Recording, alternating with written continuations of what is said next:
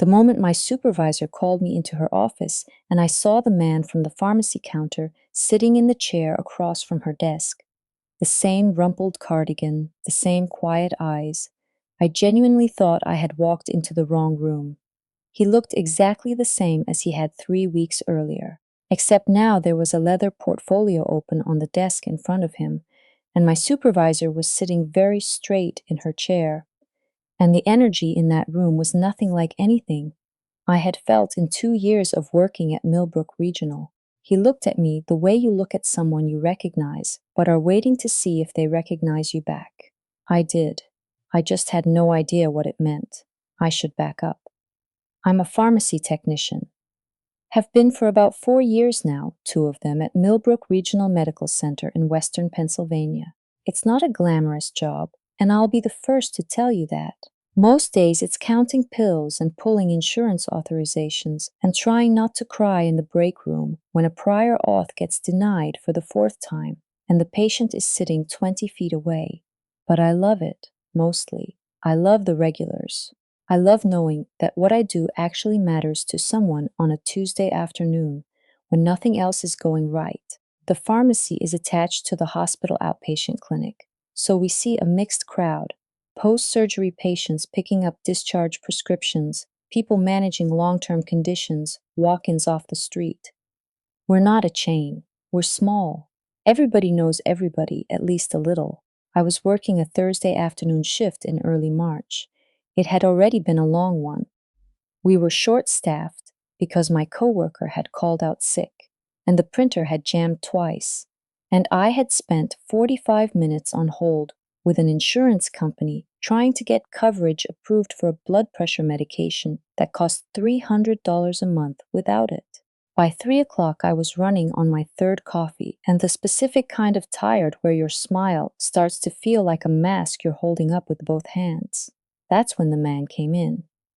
He was maybe 70, 75, short, a little stooped, wearing a brown cardigan over a collared shirt. He had a canvas tote bag over one arm, the kind you get free at library fundraisers, and he moved carefully, like his knees weren't fully cooperating. He took a number, even though there was no one else in line, which made me like him immediately. I called him up to the counter. He slid 2 prescription bottles across to me and said, very politely, that he had gotten a refill notice in the mail. I pulled up his file. Both prescriptions were ready. I rang them up. The total came to $47 and change. He had Medicare Part D, but there was a coverage gap on one of the medications. A gap that shouldn't have been there, but that's a whole separate conversation about how prescription drug coverage works in this country, and I will spare you that particular spiral. He pulled out his wallet, took out a card, handed it to me without any change in expression. I ran it. It came back declined. I tried again just to be sure. Sometimes the magnetic strip is finicky, or the machine has a moment. Declined again. He looked at the card reader for a second. Then he looked at me. There was no panic in his face, just a very still, quiet kind of resignation that was somehow worse than panic would have been. I'm sorry, he said. I'm not sure what's happened there. I can call my bank. Of course, I said. Take all the time you need. He stepped to the side and started going through his tote bag, looking for his phone. I could see him finding it, squinting at it, starting to dial. The afternoon light was coming through the window at a low angle, and he looked very small standing there. I had $47 in my wallet. I knew because I had gotten cash out the day before for my friend's birthday dinner, and I had counted it that morning out of habit. 47 and some ones. I didn't think about it very long, honestly. It wasn't some grand calculation. I just knew that I had it, and he needed it, and the medication he was picking up was a blood thinner. I had seen it in his file, and you don't leave a 70-something man standing in a pharmacy, unable to pick up his blood thinner because of a card glitch.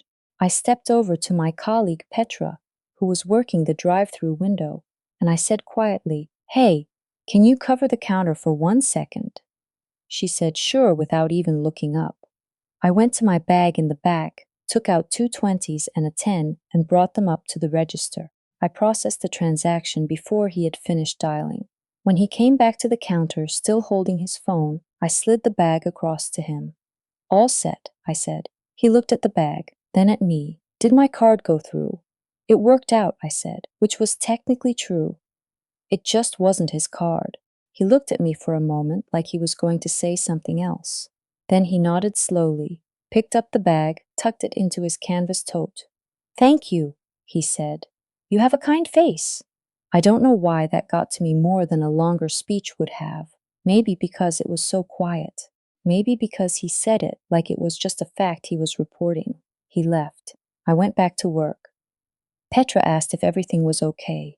I said yes. I didn't tell her what I'd done, not because it was some big secret, but because it just felt like the kind of thing you don't need to explain. I thought about him on and off for the rest of the shift. Hoped his bank card situation got sorted. Hoped the blood thinner was doing what it was supposed to do. Then I went home and made pasta and fell asleep on the couch watching a show I'd already seen and forgot about most of it. Until 3 weeks later when my supervisor called me into her office. My supervisor's name is Renata. She's been running the pharmacy for 12 years, and she has the specific energy of someone who has handled every possible crisis so many times that nothing surprises her anymore, but in a warm way, not a burned-out way. I like her. She's direct and she's fair, and when I got my annual review last year, she told me I had good instincts, which meant more to me than the raise did. She had sent me a message that morning that just said, "Can you stop by my office at 2? Nothing urgent." Nothing urgent is the kind of phrase that immediately makes you feel like something is urgent.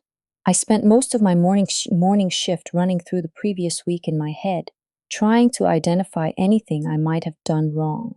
A mislabeled prescription, a miscounted dosage, an authorization I'd missed. I came up empty, but that didn't stop my brain from inventing possibilities.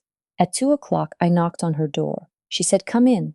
And there he was, the man with the cardigan and the canvas tote bag, sitting in the chair across from her desk. My brain did a very strange thing in that moment. It refused to connect what I was seeing to anything coherent. I just stood there in the doorway for a second too long. Renata said, "Come in, close the door." I did. She said, "I want to introduce you to someone. This is Dr. Whitmore. He's the incoming Chief Medical Officer for the Allegheny Valley Health Network."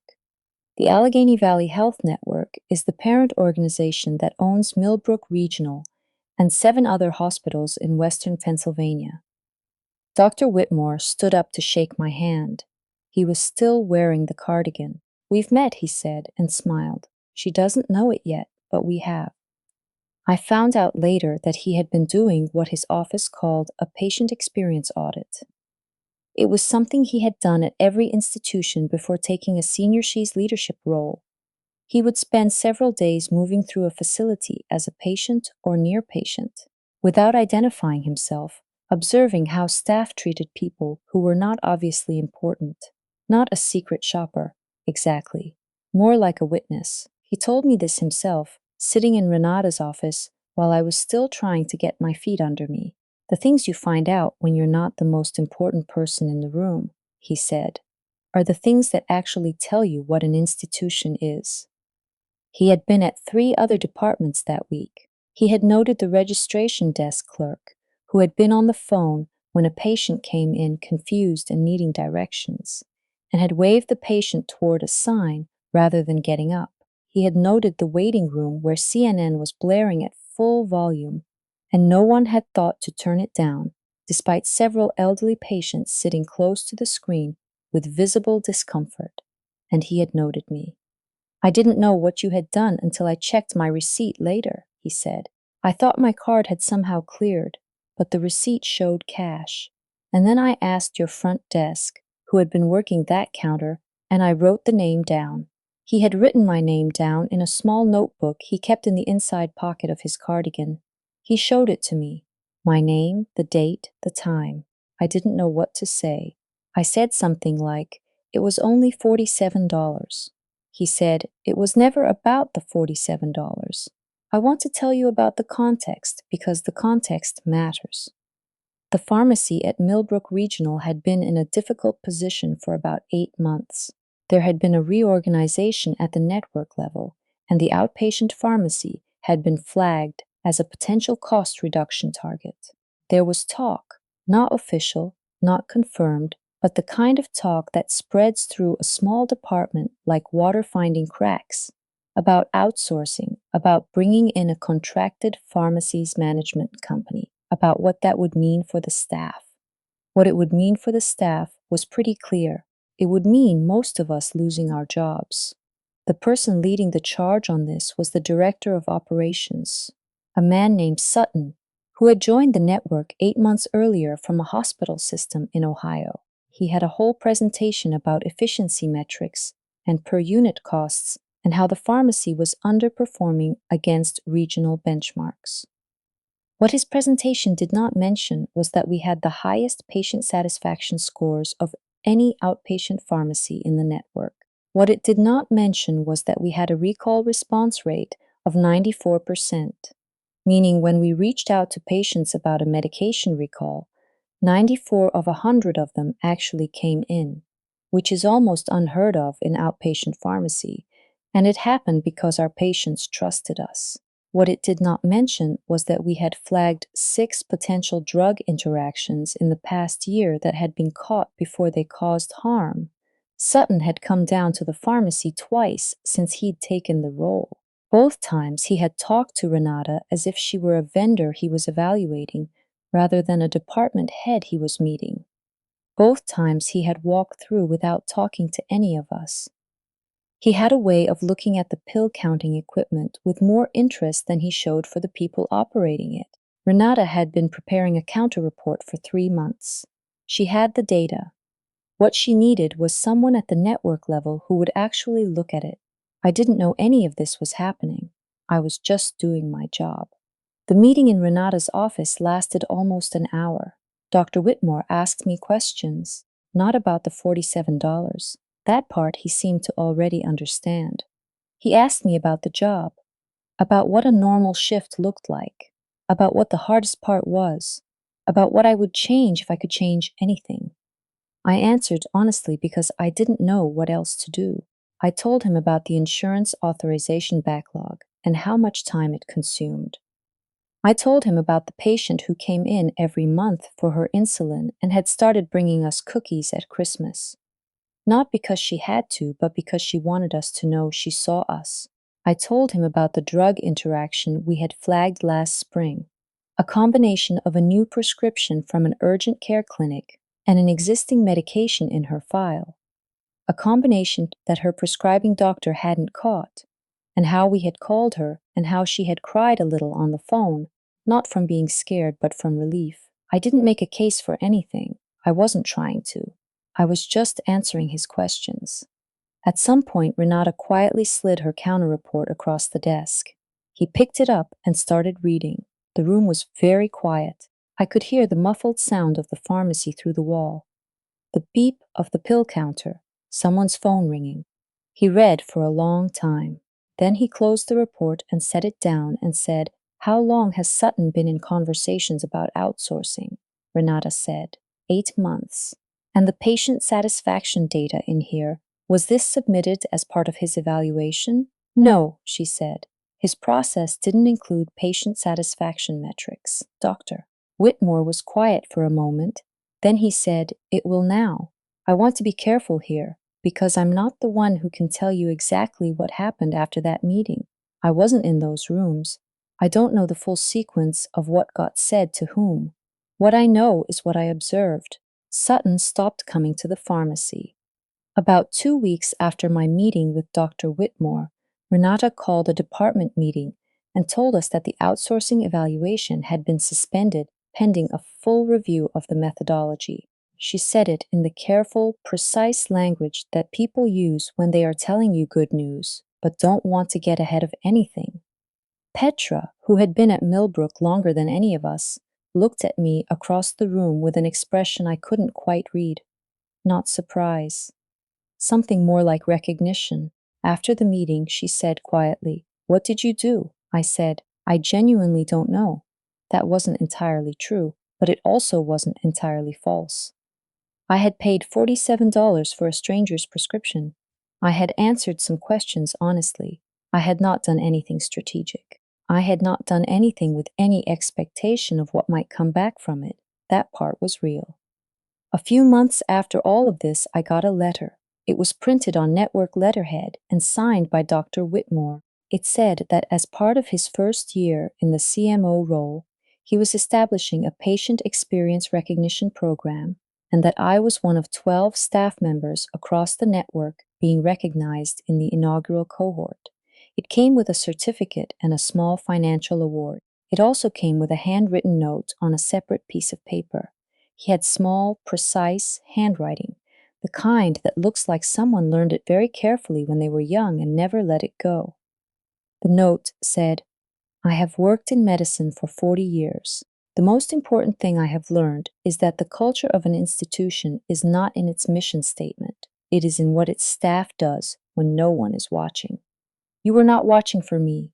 That is exactly the point." I kept the note. I have it in my kitchen on the little corkboard next to the refrigerator where I pin things I want to remember. It has a coffee stain on one corner now. The pharmacy is still there, still open, still ours. Renata got a meeting with the network's board last spring to present updated patient outcome data, which I know because she told us all about it afterward in a department meeting, while trying not to look too pleased with herself, which is exactly the kind of person she is. Sutton is no longer with the network. I don't know the details, and I'm not going to speculate. I'll just say that sometimes things sort themselves out. Petra made a joke at lunch one day about how I was employee of the decade, and I told her to stop it, and she did not stop it, not even a little. My regular patient still brings us cookies at Christmas. Last year she brought two kinds, chocolate chip and a lemon shortbread that was genuinely the best thing I had ever eaten. She stood at the counter for 20 minutes telling us about her granddaughter, and I listened to every word. I think about Dr. Whitmore sometimes when I'm having a hard shift, not about what came after, not the letter, not the recognition, not the way things shook out for the pharmacy. I think about the moment he stood at the counter with his card not going through, and that particular kind of quiet he had, the kind that wasn't embarrassment exactly, but was something close to it, a kind of stillness in the face of being caught in an inconvenience you couldn't fix right then. I think about what it means to look at that moment in a person's day and decide it's worth doing something about, even when doing something is small, even when no one will know, even when it costs you $47 you weren't planning to spend. The Marine Corps, or any institution with real values, really, will tell you that character is what you do when the outcome doesn't matter, when there's no upside, when the person in front of you is just a person in front of you, and you're just a person behind a counter, and that's the whole situation.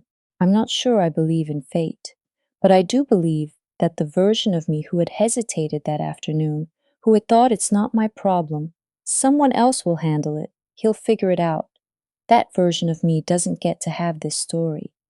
And I like this story. I like it enough that on the hard shifts, when the insurance hold music is playing, and the printer is jammed and someone is frustrated and taking it out on whoever is behind the counter, I try to remember that I genuinely cannot tell, on any given Thursday afternoon, who the person in front of me actually is. Not in a transactional way. Not this person might be important, so I should be careful. More like, this person is a person, fully, completely, in ways I can't see, and that is always enough of a reason.